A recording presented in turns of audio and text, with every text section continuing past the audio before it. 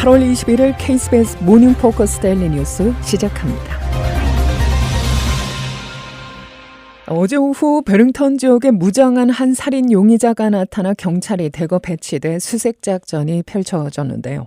지역 주민들에게 안전 경보가 발령된 상태에서 수시간의 추적 끝에 어젯밤 9시경 체포돼 구금된 것으로 전해집니다. 레이카우니 보안관실은 이 지역 루트 14과 페퍼로드 근처에서 30대 흑인 용의자가 오후 12시 40분경 타고 있던 차량에서 빠져나와 도보로 도주했다고 전했습니다. 소식통에 따르면 이 남성은 지난주 시카고에서 발생한 살인 사건에도 연루된 자로 경찰은 당시 그가 한 여성과 동승한 채 픽업 트럭을 운전하던 중 다른 차량의 후면을 들이받았다고 밝혔습니다. 타고 있던 최신형 짙은 파란색 쉐보레 픽업 트럭은 이후 베링턴 1020 웨스트 노스웨스트 하이웨이에 있는 스위스 오토메이션에서 버려진 채로 발견됐으며 동승한 여성도 경찰 수색 약 90분 만에 인근 주유소에서 발견돼 구금됐습니다. 용의자의 신원은 38세 흑인 남성 오셜라 리틀로 확인됐습니다. 한편 이 사건과 관련해 베링턴 220교육구는 학부모들에게 보낸 이메일에 컨트리사이드 초등학교와 루슬린 로드 초등학교, 베링턴 고등학교 및 교육행정구가 경찰의 요청으로 건물 보안 모드에 돌입했다고 밝혔습니다. 연방질병통제예방센터와 세계보건기구가 엠폭스에 대한 경고를 발령한 가운데 또 다른 감염주의보가 나와 주목됩니다. CDC는 파보바이러스 감염이 증가하고 있다며 공중보건 경보를 발표했는데요. 이 바이러스는 대부분 호흡기 비말을 통해 감염되며 임산부와 면역력이 약한 사람들에게 뺨을 때리는 듯한 증상과 합병증을 유발하는 것으로 알려져 있습니다. 특히 학령기 아동의 감염률이 높은데요. 이 감염지는 주로 학교 및 보육원으로 꼽힙니다. 감염 후 첫 일주일은 독감과 유사한 발열과 두통, 기침, 인후통, 발진 등의 증상이 나타나고 2주 차에는 안면 발진 등 증상이 생길 수 있습니다. 특히 CDC는 최근 임산부들의 감염 사례가 늘고 있다며 이로 인해 유산 등 심각한 상황까지 이어질 수 있기 때문에 증상이 의심되면 즉시 산부인과를 찾을 것을 요청했습니다.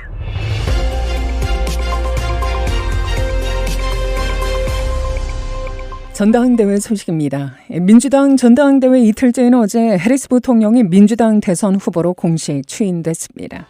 찬조연설에 나선 오바마 전 대통령은 이제 횃불은 넘겨졌다며 해리스 부통령에 대한 전폭적인 지지를 선언하며 미국의 미래를 이끌 지도자로 해리스가 적임자임을 강조했는데요.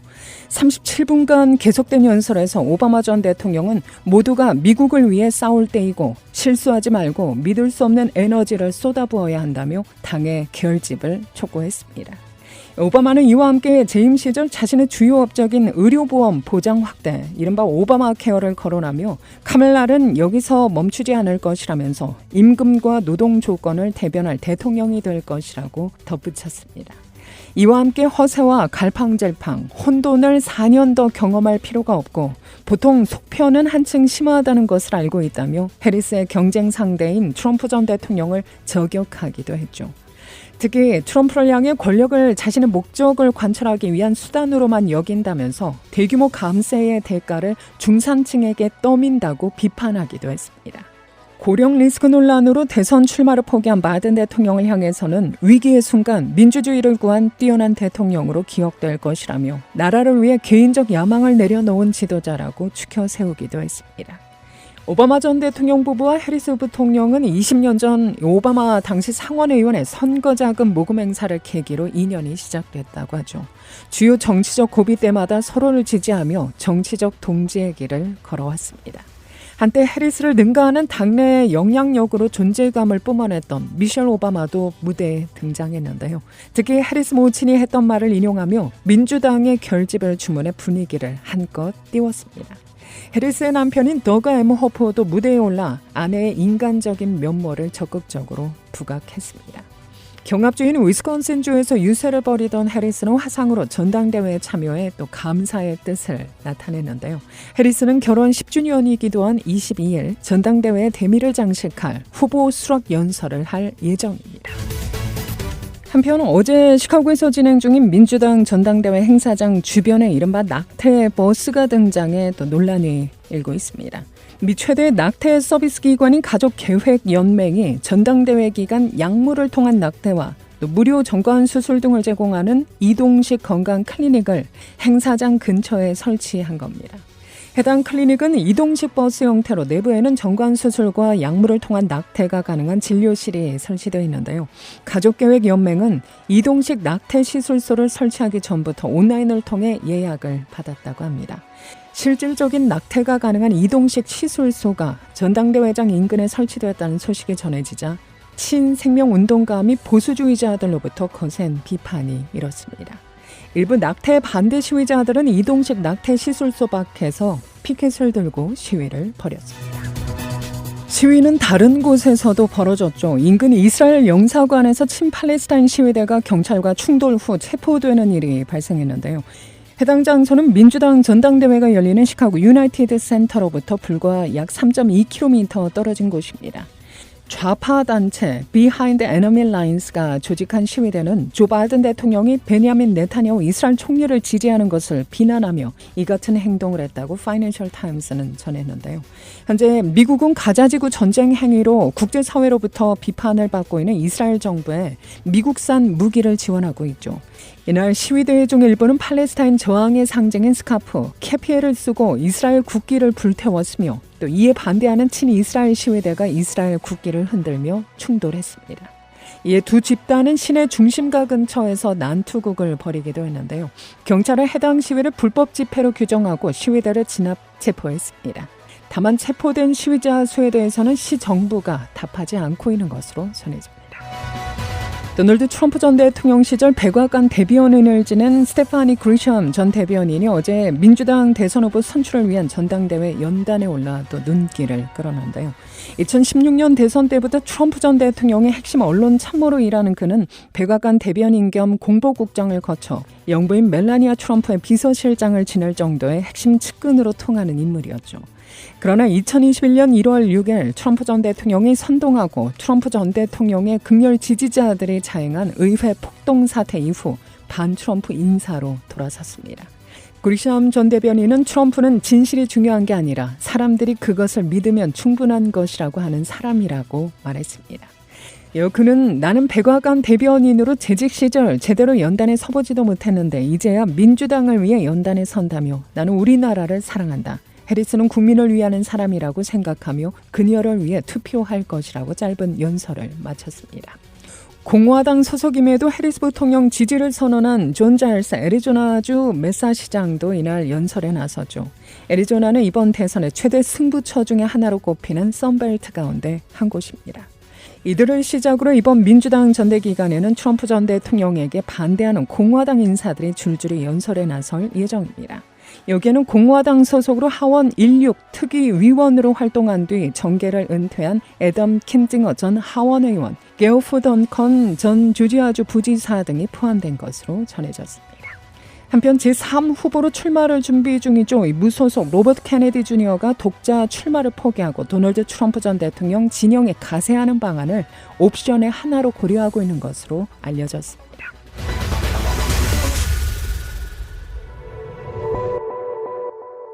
시카고 권사합창단 정기연주회가 내달 9월 8일 주일 오후 6시에 시카고 언약 장로교회에서 찬양의 기쁨이라는 주제로 열립니다.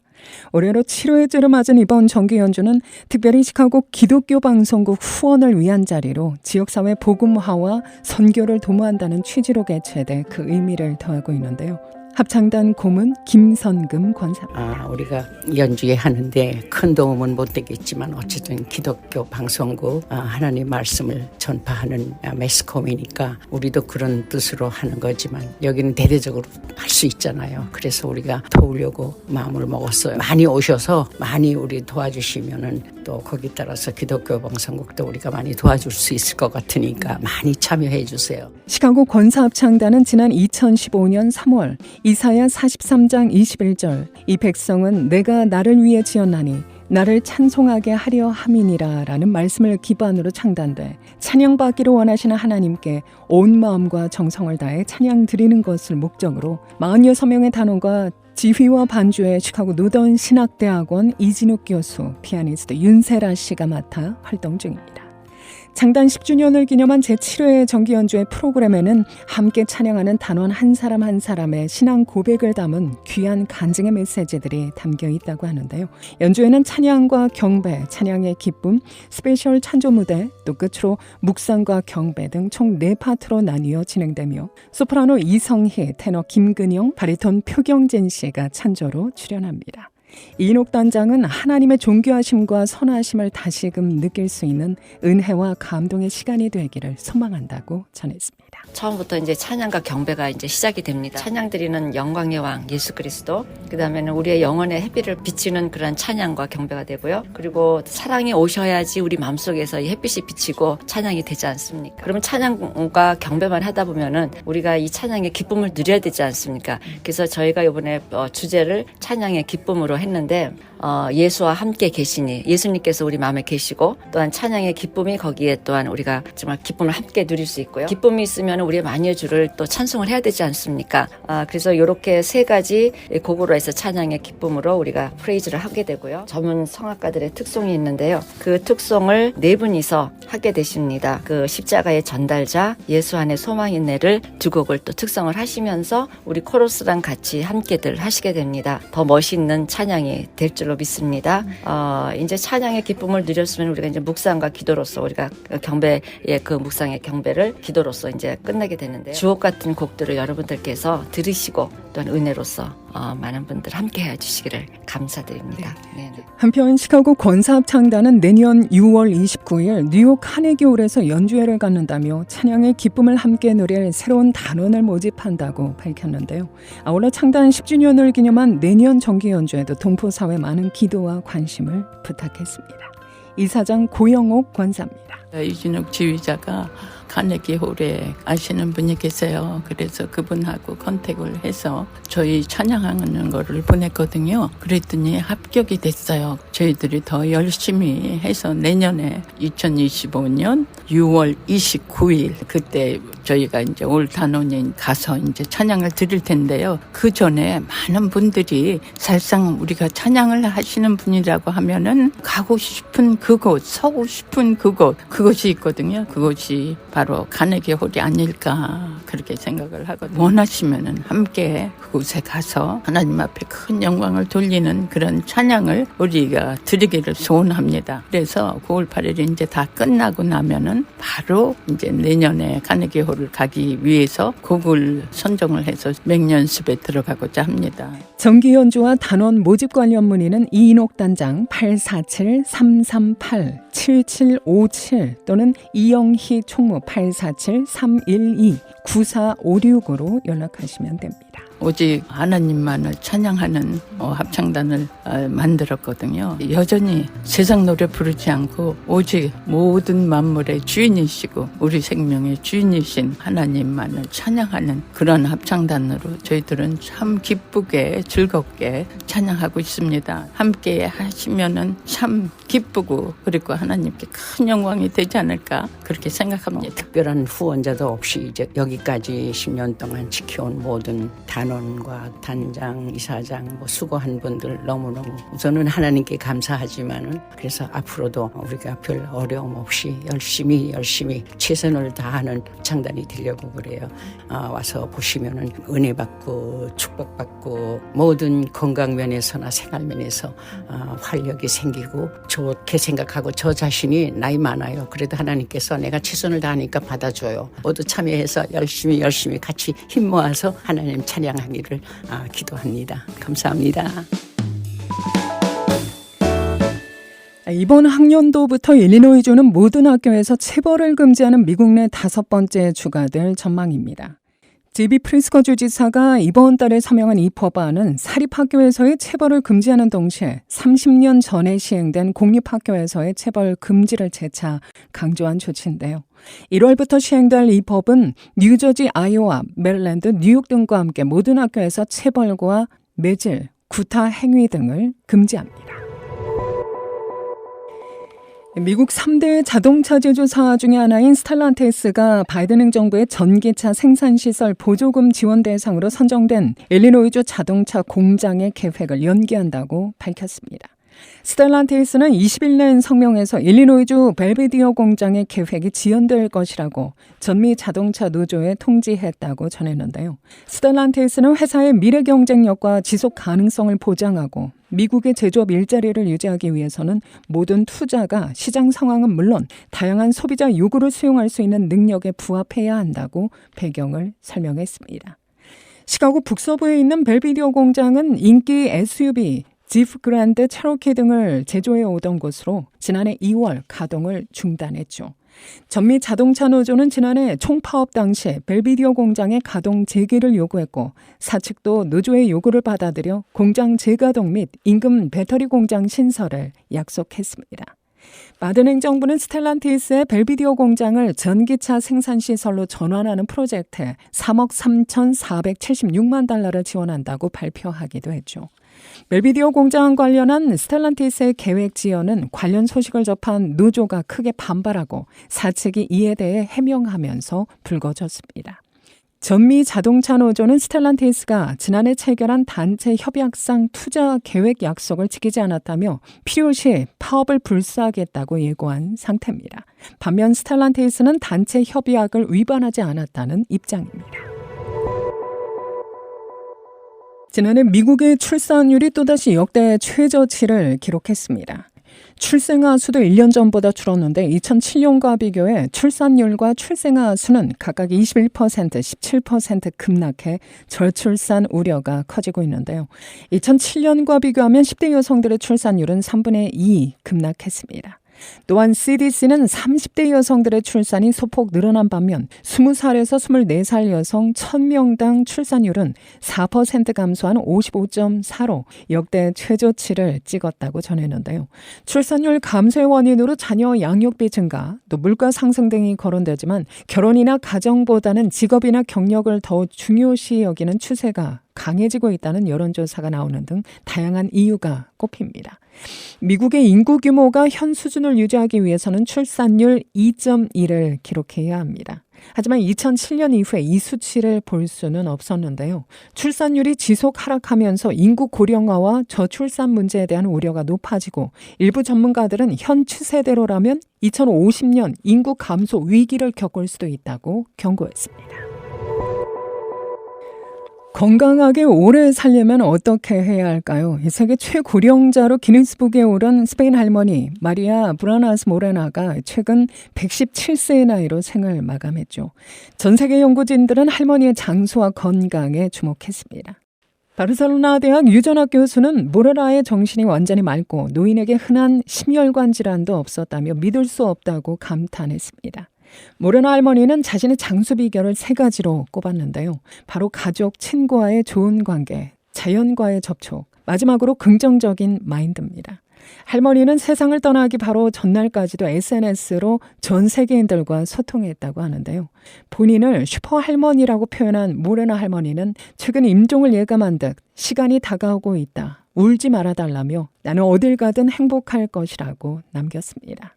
모레나 할머니가 세상을 떠나면서 전 세계 최고령자 타이틀은 116세인 일본인 오토이카 토미코가 넘겨받을 것으로 보입니다.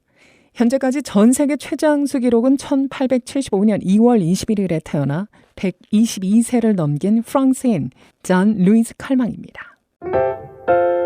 날씨입니다. 오늘은 어제보다도 더 맑게 개인 화창하고 쾌적한 날씨가 이어지겠는데요. 이런 날씨는 이번 주말까지 계속됩니다. 오늘 낮 최고기온은 76도, 밤 최저 53도, 목요일 내일 낮 최고기온 79도, 밤 최저 54도가 예상됩니다. 단 일교차가 꽤 큽니다. 건강 유의하시길 바랍니다. KBS 모닝 포커스 데일리 뉴스는 삶을 마무리하는 순간을 여러분과 함께합니다. 가장 저렴한 비용과 신뢰를 바탕으로 정성을 다하는 줄리심 장의사, 추진학문과 기술 연마를 통해 최상의 치료로 보답하는 김광수 치과, 모든 보험을 원스톱으로 해결해드립니다. 한인사회를 위한 박상아 종합보험, 최고의 상품으로 소비자의 행복을 책임지는 영신건강 제공으로 함께합니다. 오늘도 하나님의 큰 위로와 축복이 함께하기를 소망합니다.